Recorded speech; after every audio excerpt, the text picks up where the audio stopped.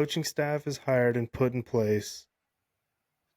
Free agency is coming up in like 6 weeks. Then the draft about 5 weeks after that. What is the next domino that you guys want to see fall as far as the 49ers offseason? Like, now that their staff's in place and they can put their offseason plan together, what do you think should be priority number one? Should they start like? I mean, I'm basically teeing up like for me, it's Brock Purdy. I'll just say It's an easy answer. Yeah. they have to sign Brock Purdy. This can't be like a well, it's we're into May and we're training camp is coming up. We're through June and Brock's being difficult. Like it just can't happen. I looked it up earlier. They signed Jimmy Garoppolo on February 8th, 5 years, $137 million. That's like I don't know when the Super Bowl was that years, but a couple days before, it's a couple days after. Like that's what's today, the 28th? That's a week and a half from now.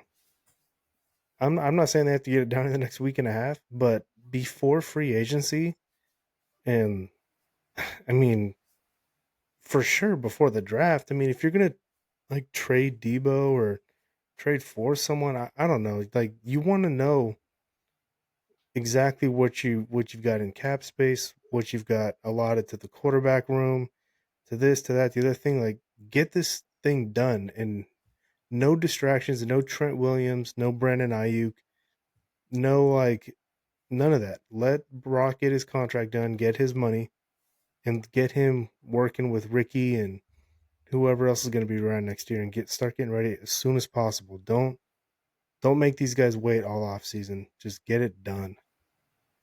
Totally agree, and I think it not aside from that's what I want to happen, and I think that's the smart move. I think that's what has to happen. I mean, you said the cap space thing; they're not really going to know what else they can do. Like if you really want to prioritize keeping Dre Greenlaw, which we don't, maybe they don't prioritize it as much as us fans do, right? But if they want to, then get that Brock Purdy deal done so you have that out of the way and you know exactly what you're dealing with. Work on an extension with George Kittle, but you probably need to get the Brock Purdy deal done, in order to do all that stuff. So, yeah, I mean, I feel like that has to be the next step. And I hope they beat that Jimmy Garoppolo deadline of February 8th just to send a signal that, like, this is our guy. I think, though, really what it's going to come down to is what is Brock willing to take? And what, like, could they get away with a lower average annual value if they're going to do more guaranteed money? Like where's that gonna fall, and how do they do that? Because I think once they get that deal done, I'm sure they're going to structure it in such a way where his cap hits aren't very big for this year and next year. I'm sure Mm-hmm. there's going to be some financial gymnastics that they do to make it where they can still chase another big impact player. I'm not saying for sure that they'll get that, but it'll give them the ability to do so. Yeah. I would say Brock Purdy, Trey Greenlaw, and then Miles Garrett and or Max I like the and and. I like that you say and in there. or and or could be both, could be one. I'd settle for one of them. Well, I guess unless there's anything else you want to say about Brock, now is as good a time as any for me to talk to you guys about my potential trade. Well, yeah. I mean, so I've seen two contract projections come out about Brock. One from Spot Track, which is the website that I use when I do all my contract research, and then another one, I think from PFF. One of them had him signing. I think they were both 4-year deals, but I don't know that for sure.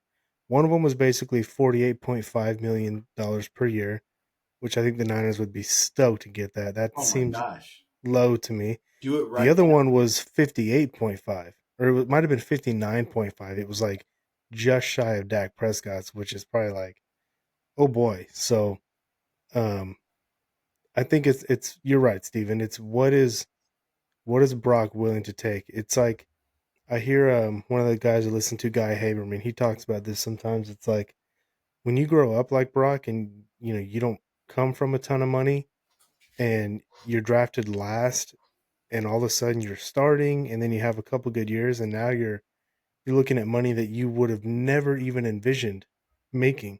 Like Brock would have been probably thrilled to have a 10-year career as a backup, making a couple $1,000,000 a year, and now he's staring down the barrel of a 150 to a $250 million contract. And he can say, and his agent can say, we want max. We want as much as we can get. But when the Niners write a check and they stick it in front of you, and it's you all you have to do is sign that, and there's $100 million in your bank account that day, but the AAV might only be 47 or 48 million or something, like only 48 million. That's crazy to say, but all of a sudden that number becomes real, and maybe he's willing to take that. So um, I think the it'll Niners. be interesting. I think the Niners' best hope, and I'm sure they're going to be talking about this, but their best hope and what they need to lean on is actually the deal that Mahomes did. I'm not saying this is going to be the same numbers, but I remember Patrick Mahomes did like a team friendly deal. And it's like, and look, Brock, like they've continued to surround him with the necessary pieces, and every year they're in it. So, do you want that? Like, we can still make you rich beyond your dreams, but it doesn't have to be 60 million. It can be, well, I don't know if he'll go for 48.5, but like maybe 52, somewhere in the middle or whatever. That gives them a little bit of room to still do some other things. I have no idea. I mean, I'd love to think that Brock Purdy would take that. I would take that. I mean, so many of us would say would take that in a heartbeat, right? But yeah, I don't know. Yeah, Tom Brady set the standard of don't get greedy. What's funny is Brady got paid $25 million a season for years and years, and no team in the league could justify paying their quarterback more than Tom Brady because, well, you're not Tom Brady. And then the 49ers gave Garoppolo their contract, 27.5 million, and then every quarterback in the league looked at their team like, well, I might not be Tom Brady, but I'm definitely better than Jimmy. And Yep. here we are at $60 million. It was like Kirk Cousins and Matthew Stafford were signed within like weeks of Jimmy. And, all of a sudden it was like Kirk's making $30 million a year. Oh my gosh. And then, yeah, now we're sitting here at $60 million, and it's probably going to keep climbing because when the real elite quarterbacks come up, when Lamar and Josh and Joe, when those guys come back for round two, I mean, they're going to be, who knows, maybe we're going to have $70-75 million a year quarterbacks. Well, Lamar's already had round two, right?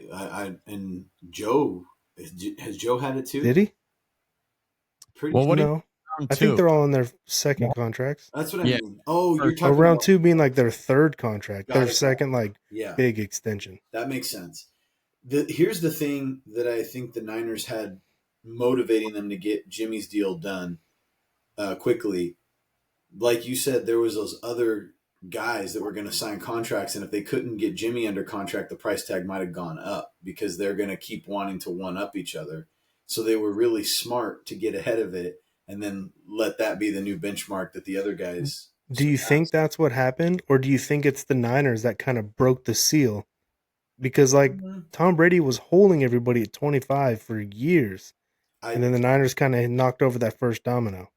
I think that Or do you think they were going to break it yeah, regardless? I think they're going to break it regardless. Now maybe it wouldn't have been the same number, I don't know, but I think that at that point of his career, Matthew Stafford was going to exceed 25 million. I don't think it was because the Niners did it that everybody was like. I mean, it makes it easier to go into the room and make the Yeah. argument, that's for sure. But I think that you could have. I mean, let's also remember at that time in that particular year, Tom Brady was kind of in a little bit of a valley for his career. I mean, there was people that were talking about he might be done, and why did the Patriots trade Garoppolo? Look at how good he's doing. Like there was a narrative out there about he's washed, and it's starting to show. And then he showed everybody, nope, I'm able to keep it going. But I don't know. Gave him all the fuel he needed. Yep, yep. Mhm. I don't think that it was like the Niners' fault that quarterback contracts escalated. I think that was going to happen no matter what.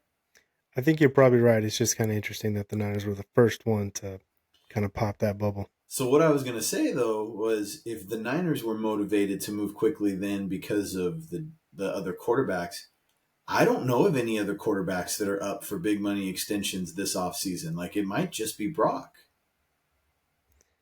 Um, yeah, yeah, because he's the best quarterback in his draft class.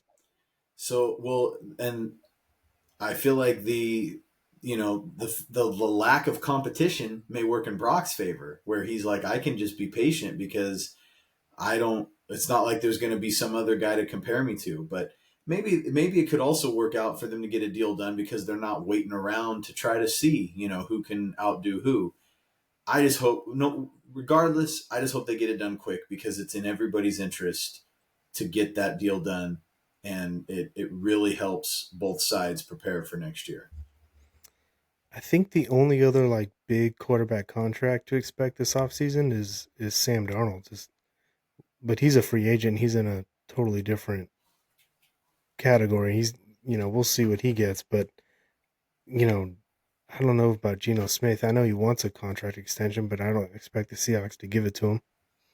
And I don't know of anybody who's really up for their contract. Purdy was 2022. That was his rookie year. Yeah. Like, did Kenny Pickett get drafted that year? I'm trying to remember who the top quarterbacks in that class I think were. you're right. I think 22 was the Kenny Pickett And he year. was the only first round quarterback then. So, Yeah. yeah, Purdy clears every quarterback drafted that year.